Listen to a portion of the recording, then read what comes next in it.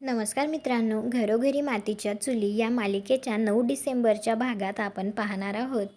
सारंगने ऋषिकेशला phone केलेला असतो, तर फोन उचलल्याबरोबर ऋषिकेश म्हणतो, हा सारंग बोल. तर लगेच सारंग विचारतो, कुठेस तू आत्ता? तर लगेच ऋषिकेश म्हणतो, मी घरी आहे.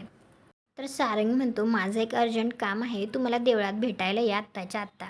त्यानंतर इकडे आता सुमित्रा सारंगला विचारते, तू फोन केलायस ना ऋषिकेशला?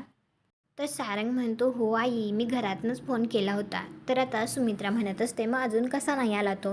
हे दोघे खरं तर आता मंदिरामध्ये त्याला भेटण्यासाठी आलेले असतात. त्यावेळी आता सारंगला ऋषिकेश दिसतो, तर तो लगेच म्हणतो, आई आला आला, दादा आला. परंतु नेमक्या आता ऋषिकेश बरोबर जानकीसुद्धा असते.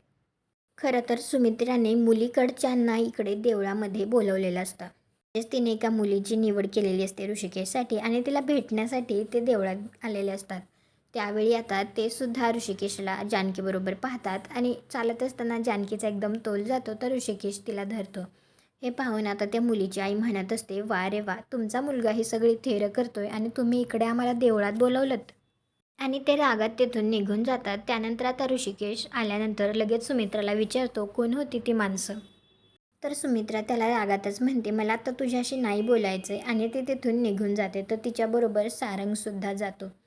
घरी आल्यानंतर आता सुमित्रा म्हणत असते, ऋषिकेशला लग्नाच्या बंधनात अडकवता येईल की नाही ते माहीत नाही, परंतु त्याला त्या मुलीपासनं नक्कीच दूर करावं लागेल.